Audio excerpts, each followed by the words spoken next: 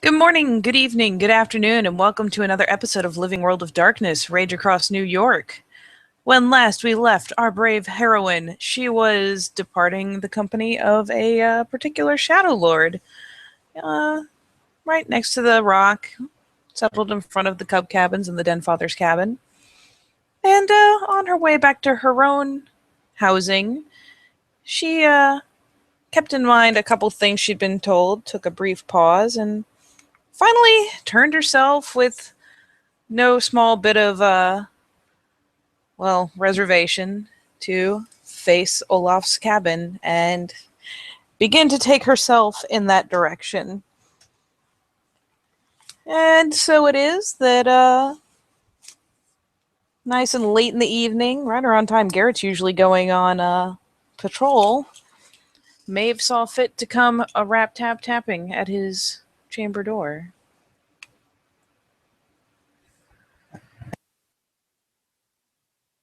Come in.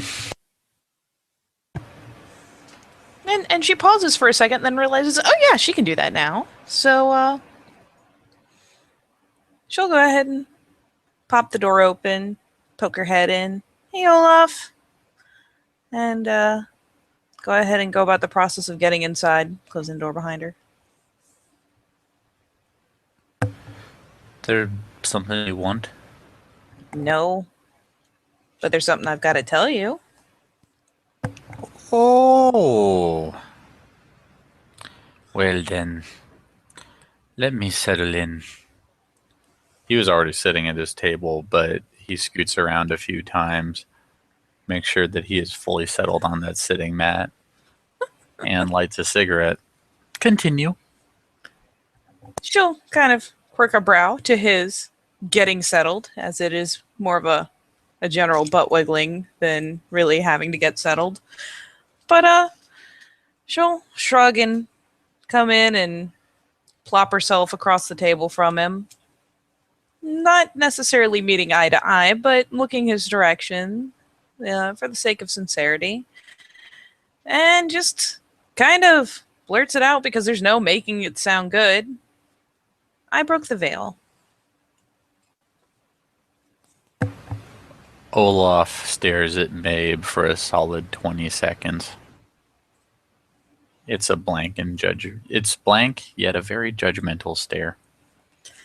While Okay. I was out with Cinna and them, Mm-hmm.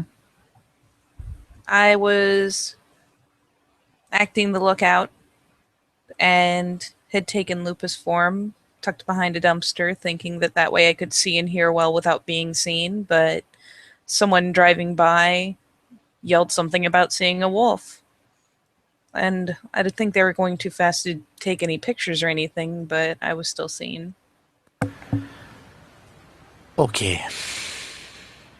Give me a moment to think this over. And he takes a moment.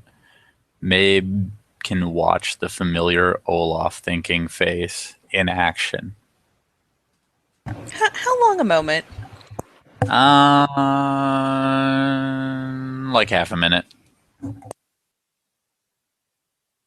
Once it becomes clear that this isn't a literal moment, this is quite a few moments, she'll shuffle up to her feet and head towards his kitchen to find the electric kettle and...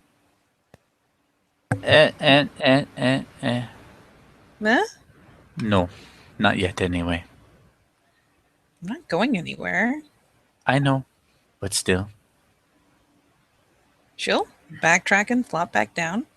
Okay. So, before I render judgment, there are a few things that I'm going to tell you because I'm also your Denfather. Number 1. If you can see them, they can see you. Number 2. Don't do shit like that. I realized a bit late how bad an idea that was. Yeah, I'm getting the sense of that. Okay.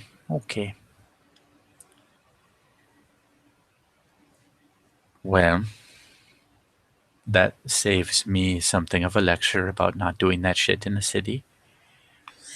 Yeah. So, you broke the litany. We have yet to see the severity of the breach. And you did so for reasons that, while I'm seeing how you got there, were ultimately foolish.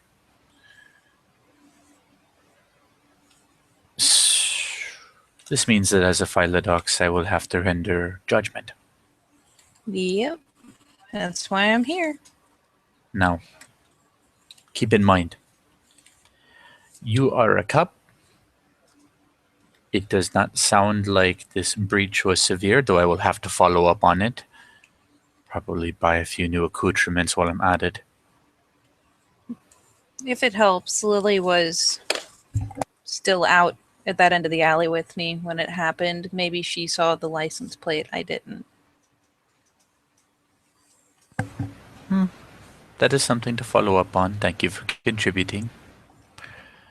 Now, the crime, breaching the veil, it's in the litany, just like I taught you. Punishment. You're a cub. This is bad, but not as bad as it could be. And he kind of lolls his head from one side to the other. He's still thinking it over. Okay. We will do what I would normally do, but to about a cub level. You're gonna want to stand. Yeah, there has no furniture. And he points to a space in the room that's pretty spaced out. She kind of knits her brow at the idea of what I would do except at a cub level, but when he points a place out, she'll obediently get herself up and walk over and just kind of stand roughly where he's pointed and kind of turn around to glance at him. What, right here? Yeah, right there. Right there's good. And he finishes his cigarette, and he gets up, and he walks in the direction of a sledgehammer that is leaning against the wall, and passes right by it. I was gonna say she quirks a brow pretty hard if he gives the sledgehammer any serious looking at or consideration. It gets a glance, like he doesn't want to run into it. Okay. But I will P&E you for the sake of keeping this all above board. 1, 2, 3, 4, 5. For 2 successes. She's confused. She's not afraid. He didn't give the sledgehammer a serious looking at, so it hasn't even crossed her mind. I was trying to clarify that by seeing how much he had given it a look. So she's just kind of standing there, and no, she has no idea what to expect. So she's not braced. She's not nervous. She's just kind of confused, as thus far most of her punishments have been tasks or moderate humiliation. But yeah. Keep in mind. Just for you, keep in mind. What happens next? Gonna hurt, but it's not personal. At this point, we could roll initiative. We could cinematic this out. Oh, we can cinematic it out. Rolls are silly. What Mabe receives next amounts to a medium grade shit kicking. You will have to specify more than just shit kicking. The first punch is right in the face. The rest of it's mostly body shots, though he does, depending on how long she stays up, uppercut her at least once.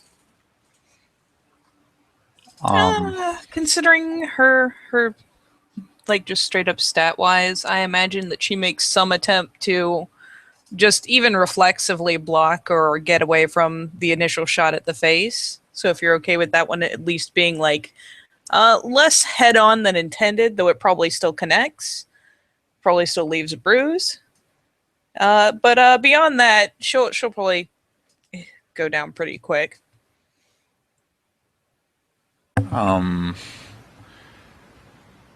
When she wakes back up, Olaf is sitting next to her placidly.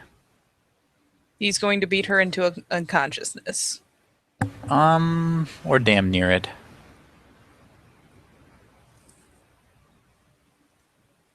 Thank God it's the middle of the night, question mark? Albeit she's still going to make a lot of noise because she's getting the shit literally kicked out of her. Far more brutally than she probably expected. Oh, most certainly.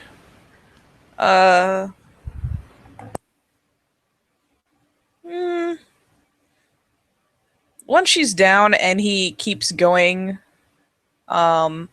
she will probably, at least after the first couple hits or a couple kicks or whatever she receives when she hits the floor, will make a point of, like, after, trying to guard her body with her arms, etc., will at some point think to roll onto her back. Okay. Eventually he does stop, though. Is he not going to react to an obvious surrender? No, actually. All right, then yeah, she will proceed to curl up into a ball and, well, take it like a little girl, essentially. Because that's pretty much how that's going. Okay. Well, afterwards, Olaf does sit next to her. You can shift forms if you want. Make the healing go faster. It's over. Depending on the severity, others may demand that I add some sort of task. Honestly, I'm going to make an addendum. If this turns into a big thing with full recorded footage and or pictures, a task may be added. It's pending. But this first part was going to happen regardless. So as she's coming to and he's explaining this, she will shake herself, probably to Hispo, just because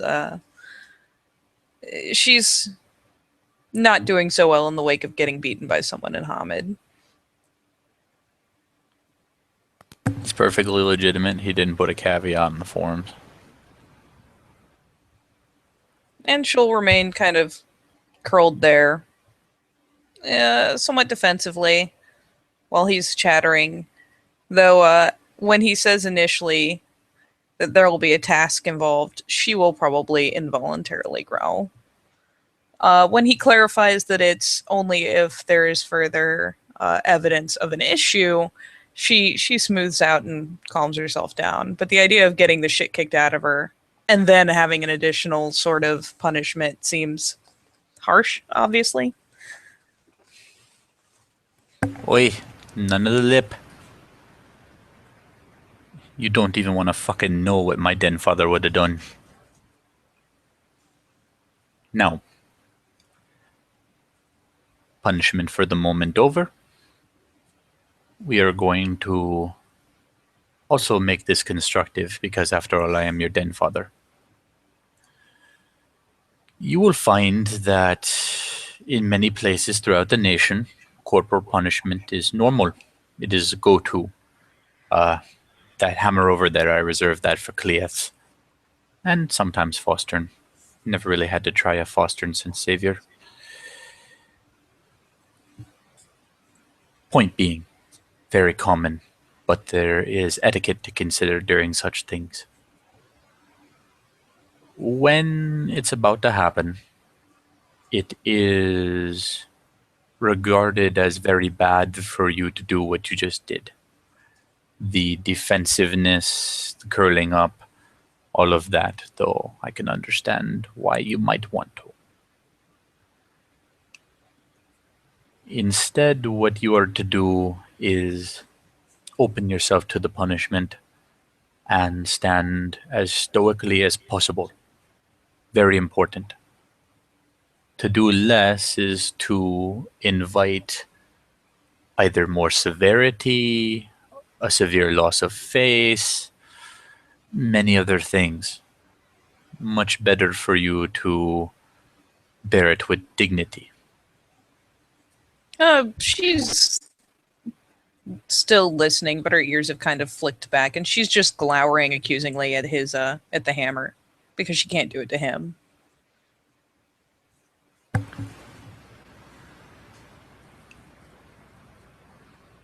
You understand what I am telling you, yes? Yes. He looks at Maeve like he is expecting her to say more, but if she doesn't, he doesn't pursue it. She's not going to volunteer anything else. She's obviously deeply peeved, but the bruises are already pretty much gone. In fact, they're probably already flat out gone. Okay, so since that shit's over, shit. You have anything else you need to tell me? What? No. Okay. Well, while you're here, I could offer you something to drink. I've got water and scotch and Gatorade and Coca-Cola and Sprite. I think I have Sprite. I don't know if Lily drank it all. Or lemonade. I have some lemonade, and I have apple juice, and I have grape juice, and I have orange juice and grapefruit juice. Though that's a little tangy.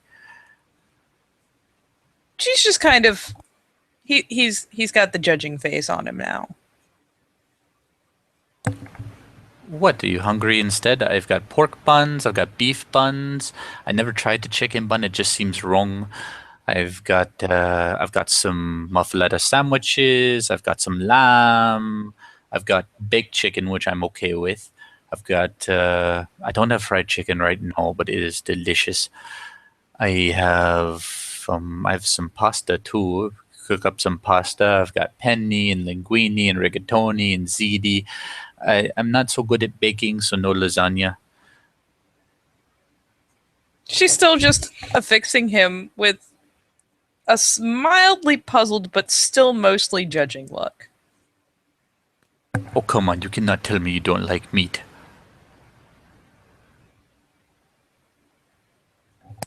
I get the impression that most people don't offer to feed the people they beat the shit out of. May understand something about me in the way that I file a docs. It's not personal. I am charged by my birth with the judgment and execution of the litany and matters between Garou. It is my duty. I take it very seriously. But that does not make it personal. I can't make it personal, or I can't find the truth. And she kind of plops her big old hispo head on the floor and grumbles about it felt pretty personal.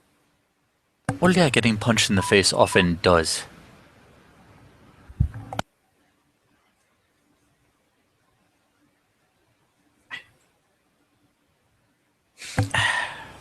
Let me put it this way. If I am to try case, important case, let's say with something very, very bad. Don't want to speak it out loud, that would be inviting horrible things, but just think of a very, very bad case. And I try it even though I know I have many, many personal feelings that I cannot put aside. Does that sound like the circumstances under which one would find the truth of the matter? No. And the truth is important in law, is it not? Yes. Well, there you go then.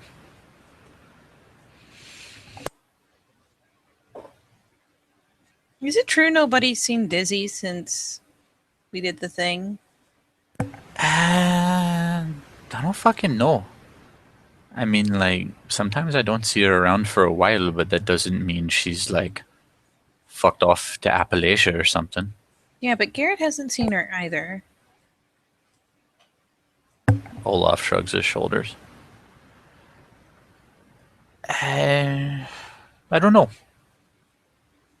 I honestly don't, but I would say from the time I've been here, it is not unnatural for you to not see certain people a lot every now and again. There are only so many of us, yet there are so many tasks in a very big place. I mean, Yeah, sometimes you don't see me for like 2 weeks flat. but this isn't just her not happening to be around. Apparently, Teeth left some sort of message, and they haven't seen or heard from her since. Hmm. Hmm. Hmm. Well, let me think here. You say it was Teeth of Titanium Riot that said this? Yeah. Um, Good question. I don't know. I mean, I don't imagine he was particularly happy having heard what he heard about what she did. But on the other hand, I have yet to see him flat out kill anyone that had not already been sentenced to a demise.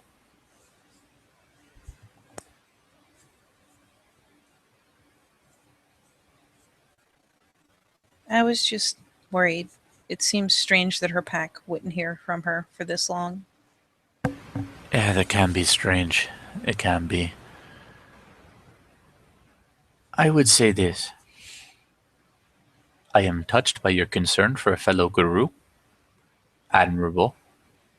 But at the same time, if I were you, I would leave these matters to her pack. Pack are very close. Sometimes these bonds between pack mates can be taken as very territorial. I wouldn't have asked if Garrett didn't mention it. Eh, okay. Okay. Yeah, yeah. I tell you what.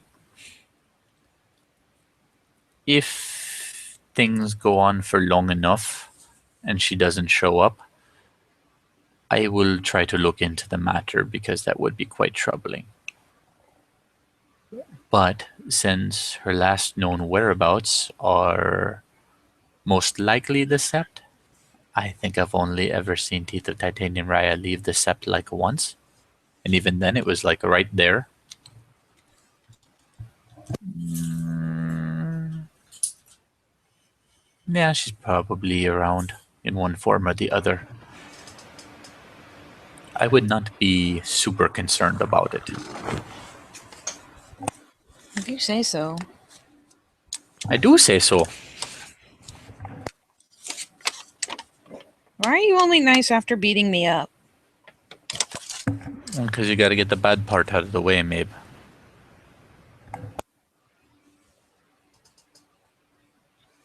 You're just meant in general.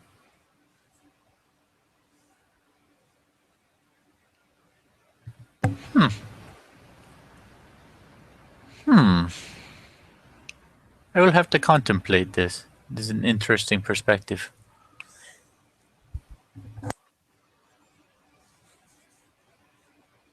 And she'll kind of finally lurch up onto all fours. Nose kind of pointed towards the door. You sure you don't want anything to eat? I have food. I too have food, and I am offering it to you.